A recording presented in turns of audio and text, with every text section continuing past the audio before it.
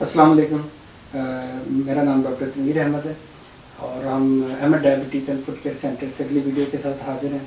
रमज़ान मुबारक का महीना चल रहा है, तो एक सवाल जो सबसे कॉमन यहाँ पर पूछा किया जाता है वो ये, क्या शुगर के मरीज़ रोज़ा रख सकते हैं?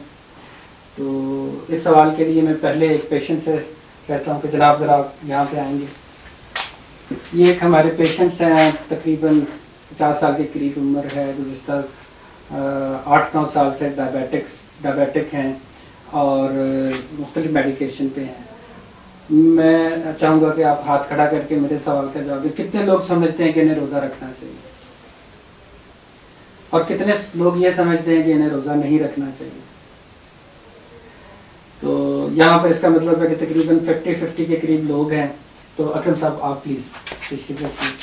तो यहाँ पर हमने देखा कि लोग डिवाइडेड हैं इस बात में कि आया शुगर के मरीज़ को रोज़ा रखना चाहिए कि नहीं चाहिए। तो यही हमारा आज का टॉपिक है, इसको हम थोड़ा सा समझना चाहेंगे, क्योंकि हम आमतौर पे ये समझते हैं कि जो रोज़ा है वो सिर्फ बरक़ात का नाम है, फ़यूज़ बरक़ात का नाम है, लेकिन हम रोज़े के तिब्बी फ़वाइद से लाइल्म हैं। आज हम थोड़ी सी वो बात करेंगे ताकि उसके बाद ये तय हो सके कि वाकई इनके लिए रोज़ा रखना कितना ज़रूरी है और कितना नहीं।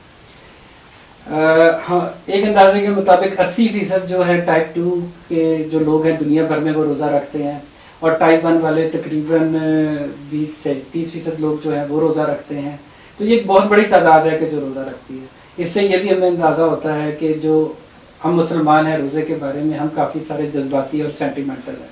हालांकि टाइप 1 वालों को तो एडवाइस यही की जाती है कि रोज़ा ना रखें, लेकिन यहाँ पर हम सेंटिमेंटल होने की वजह थोड़े से फैक्ट्स एंड फिगर और लॉजिक से बात करने जा रहे हैं। तो इस्तिस्ना भी हासिल है, जैसे बात की है कि पहले तो हम ये समझ लें कि वो कौन से लोग हैं कुदरती तौर पर जिन्हें अल्लाह ने बीमारी वालों को, मुअम्मर अफराद को, ख़वातीन को इस विषय इस्तिस्ना करार दिया गया है। और जो कौन से मरीज़, सारे मरीज़ तो ज़ाहिर रोज़ा नहीं रख सकते। इस बात का फ़ैसला कैसे होगा कि किन्हें रोज़ा रखना चाहिए किन्हें नहीं, ये फ़ैसला डॉक्टर करता है। इसलिए जिन लोगों ने भी रोज़ा रखने का प्लान करना है, ये सवाल है कि ये उसको रोज़ा रखना नहीं चाहिए, वो डॉक्टर के पास आएगा। आगे से 3 किस्म की कैटेगरीज हैं डॉक्टर के पास जो तय करता है, कम ख़तरे वाले, ज़्यादा ख़तरे वाले और इंतहाई ख़तरे वाले लोग। और जिनमें से कम ख़तरे वाले और ज़्यादा ख़तरे वाले लोग हैं वो डॉक्टर की अंडर गाइडेंस जो है वो रोज़ा रख सकते हैं, और जो इंतहाई ख़तरे वाले लोग हैं उन्हें रोज़ा रखने से मना कर दिया जाता है। तो कम ख़तरे वाले लोग अमूमन वही होते हैं कि जिनकी ग़िज़ा से शुगर कंट्रोल हो, या जिनकी एक दवा है मेटफॉर्मिन या सीटाग्लिप्टिन, या एक वक्त वाली लंबी मुद्दत वाली इंसुलिन लेविमिर या लेंटस लगा रहे हैं, ये कम ख़तरे वाले लोग हैं। ये बड़ी आसानी से डॉक्टर के साथ मशवरा करके रोज़ा रख सकते हैं। ज़्यादा ख़तरे वाले वो लोग हैं जो कि शुगर की वो दवा जिसे सल्फोनाइल यूरिया ग्रुप कहते हैं वो इस्तेमाल कर रहे हैं, ये 70-30 जो है वो इंसुलिन इस्तेमाल कर रहे हैं। ये मेडिकेशन वाले लोग जो हैं ये इतनी आसानी से तो नहीं, लेकिन डॉक्टर की सख्त निगरानी के तहत ये लोग भी रोज़ा रख सकते हैं अगर उन्हें क्लियर करा देते हैं। फिर हमारे पास वो कैटेगरी आ जाती है कि वो लोग जो कि रोज़ा रखने की जिन्हें इजाज़त नहीं दी जाती है। तो इसमें किस्म अव्वल है जिनको हम कहते हैं ना रखें, फिर हमला ख़वातीन है उनको इजाज़त नहीं दी जाती, फिर जिस इंतहाई जिस्मानी मशक्क़त वाले लोग हैं उनके लिए भी यही है कि वो रोज़ा ना रखें। वो लोग जिनको शुगर की वजह से पेचीदगियाँ पैदा हो चुकी हुई हैं, गुर्दे की, आँखों की, दिल की, उनको भी मना कर दिया जाता है। या वो लोग जो कि बहुत मुअम्मर हैं और अकेले रहते हैं और सल्फोनाइल यूरिया ग्रुप है। तो इस तरह से ये एक डिटेल है जो कि बेहतर ये है कि डॉक्टर जो बताते हैं ये वो लोग हैं जो रोज़ा नहीं रख सकते। तो दवाओं की जो तब्दीली है रोज़े के दौरान वो डॉक्टर ही करता है, उसकी तरफ हम ज़्यादा नहीं जाना चाह रहे। हम सिर्फ ये बताना चाह रहे हैं कि जो जब हम किसी मरीज़ का फ़ैसला करते हैं तो उसके पीछे हमारा मकसद ये नहीं है कि ये एक दीनी फरीज़ा है और हम इसकी सिर्फ मदद करें और इस दीनी फरीज़े को सर अंजाम दे लें, बल्कि इसके पीछे एक बहुत बड़े तिब्बी, बहुत लंबी लिस्ट तिब्बी फ़वाइद की है, जिसकी वजह से हम चाहते हैं कि जिन मरीज़ों को इजाज़त मिली है रोज़ा रखने की वो लाजमी रोज़ा रखें। रमज़ान जो है ये रीसेट बटन है हमारे बदन का। रमज़ान जो है ये रिपेयर टाइम है। दूसरे मानों में रमज़ान मुबारक का महीना जो है ये हमारा सालाना बदन की मुरम्मत का महीना है। तो एक बात जो हम फ़वाइद के हवाले से पहले भी हम एक वीडियो में डिस्कस कर चुके हैं, ये समझना ज़रूरी है कि हमारा जिस्म जो है वो 2 तरह के फ्यूल पे चलता है। जब हम कुछ खाते हैं तो इंसुलिन जो है वो शुगर को दो तरह से स्टोर करती है। एक वो शुगर को ग्लाइकोजन की शक्ल में जिगर के अंदर और मसल्स के अंदर स्टोर करती है, और इससे ज़ायद जो तवानाई होती है उसको वो चर्बी की शक्ल में जिगर में स्टोर कर देती है।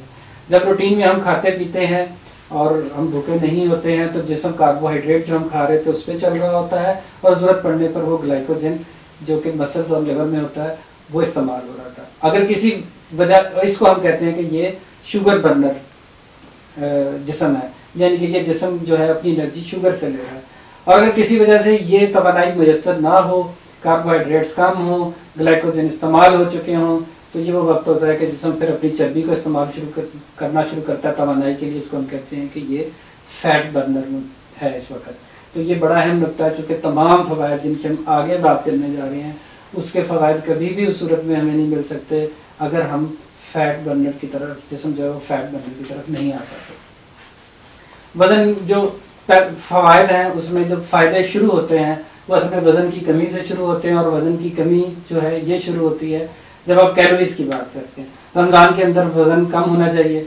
हम क्या देखते हैं कि रमज़ान के अंदर जो है वज़न जो है वो बढ़ जाता है, और बढ़ने की वजह यह है कि हम आम दिनों से ज़्यादा कैलोरीज जो है वो हम रमज़ान के अंदर इस्तेमाल कर रहे होते हैं।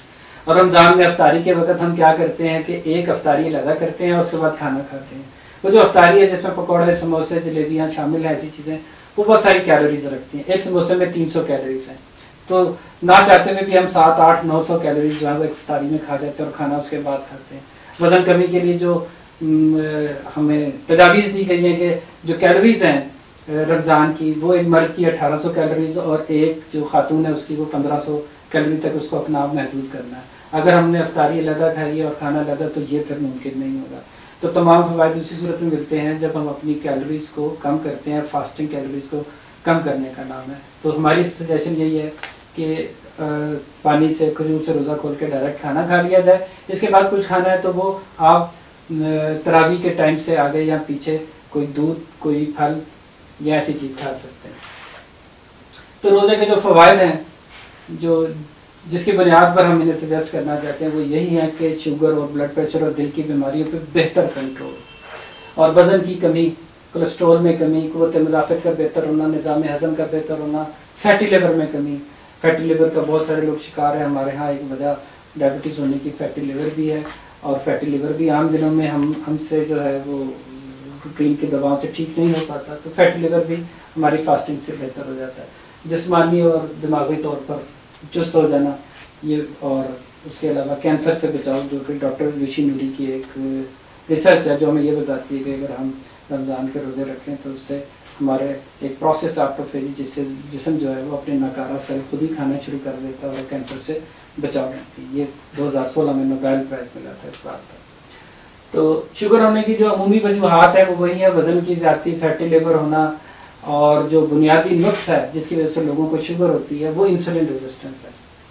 ठीक है, सबसे पहले हमें इंसुलिन रेजिस्टेंस होती है, वो कई साल तक इंसुलिन रेजिस्टेंस चलती रहती है, जिसकी वजह फैटी लिवर भी है, जिसकी वजह वज़न की ज़्यादती भी है, और हमारे जिस्म में जो इंसुलिन का लेवल है वो आहिस्ता आहिस्ता बुलंद होना शुरू होता है।